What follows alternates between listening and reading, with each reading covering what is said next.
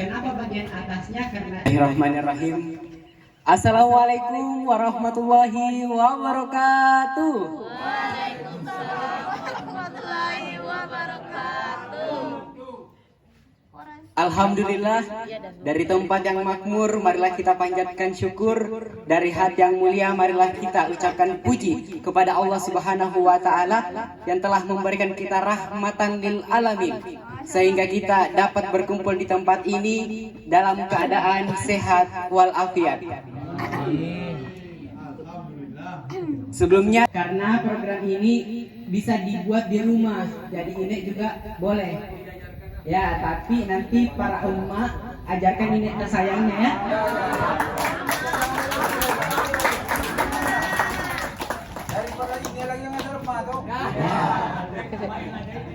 Para pemula tidak sehebat Ama yang sudah memang bertahun-tahun bertani, tetapi kita saling bertukar pengalaman dan ilmu Ama.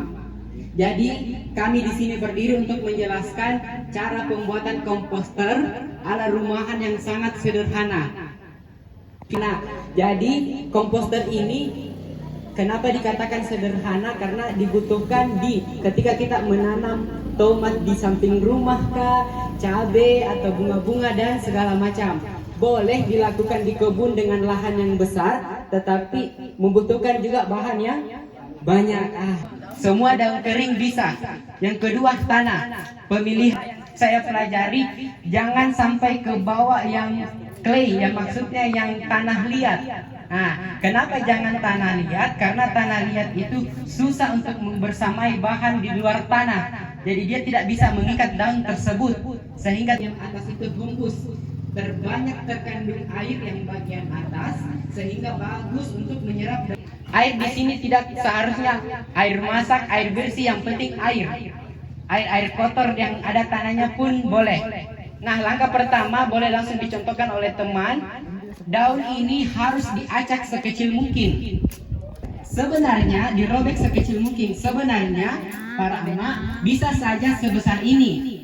Nah, untuk selesainya, waktu untuk terjadinya komposter lama, sehingga kita robek sampai bentuk terkecil, sehingga waktu penyelesaian komposternya akan lebih cepat lagi.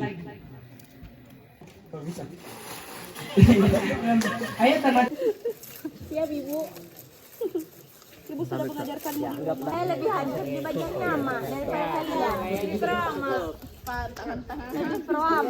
Kan komposter yang baik, di mana ukurannya itu daunnya 3, maksudnya 3:1 Ama. Jadi daunnya sebanyak 3, misalnya 3 ember, itu tanahnya 1. Nah, jadi harus lebih banyak daunnya kebanding tanah.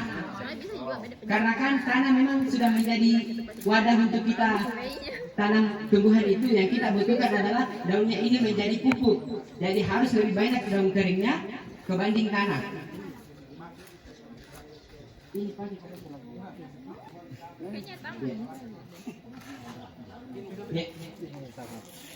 Yang itu sih.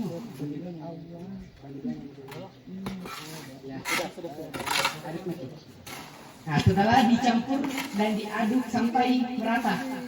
Sambil diaduk, Kak Fajrin boleh siram air sedikit-sedikit.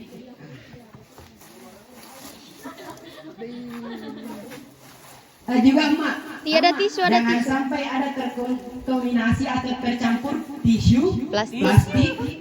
batu, dan akar-akar tumbuhan yang kecil-kecil, karena pasti akan mengganggu bahan dari komposter sehingga tidak menghasilkan komposter yang 100% maksimal. Jadi kita perhatikan bahan-bahan selain dari tanah dan daun kering. Kenapa kita kasih air Ama? Untuk lebih cepat menyatukan antara tanah dan daun. Kita tahu tanah ini sudah mengandung air, tapi kita bantu lagi supaya dia cepat beraksi, ditambah lagi air. Jadi kita ini sudah kuat, tapi kita masih perlu makan supaya kita tangan lagi. Kasih apa? Aduh.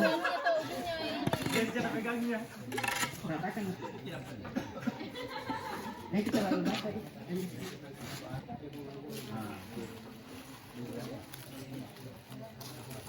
atau karung harus padat sepadat-padatnya. Padat berarti tidak ada lagi ruang padat. Nah, kenapa juga padat? Kan sudah tidak ada ruang. Dia cepat saling memakan antara tanah dengan daun.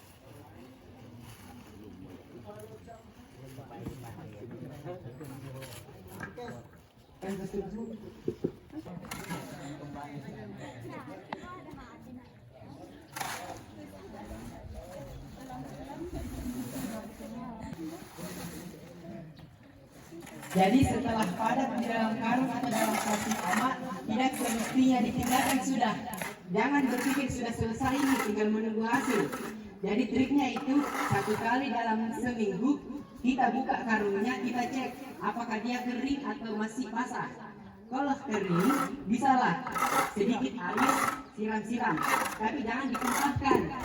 Disiram-siram ini saja, percik-percik supaya tidak rembes, karena kalau rembes pasti tidak bakalan jadi komposter juga, malah akan jadi sampah yang busuk karena kebanyakan air. Jadi dipercik-percik saja, kalau bisa diaduk, tapi insya Allah dengan cara ini tanpa diaduk pun komposternya akan bakalan jadi.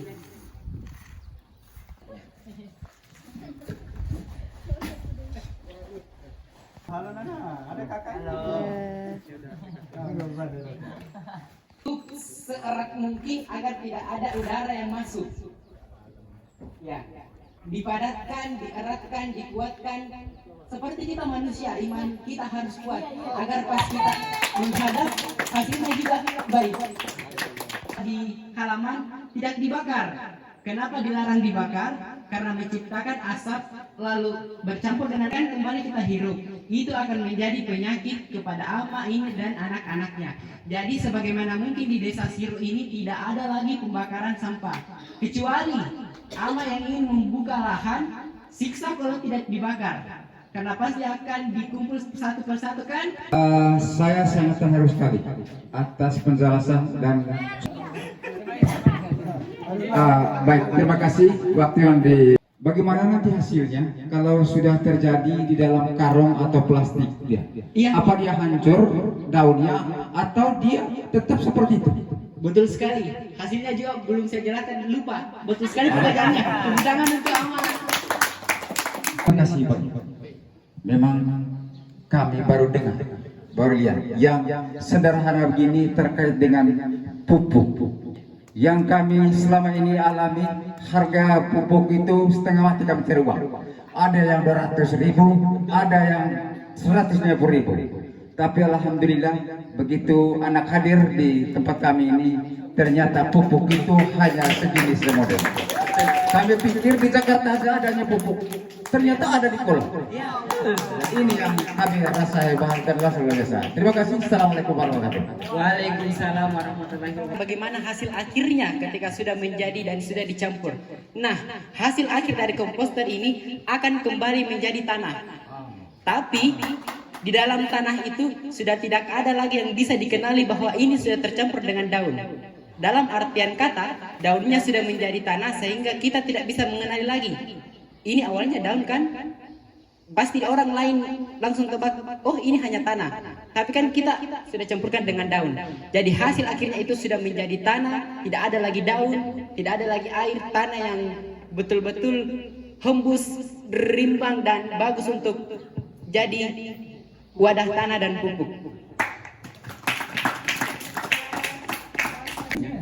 Jadi yang saya perlu tanya, kalau pupuknya sudah kering tadi itu, kira-kira tempat tanaman itu, apakah siram begitu saja atau gali dulu lubang sedikitnya untuk jangan sampai tanah komposnya itu lari keluar? Ya, siap. Itu maksudnya.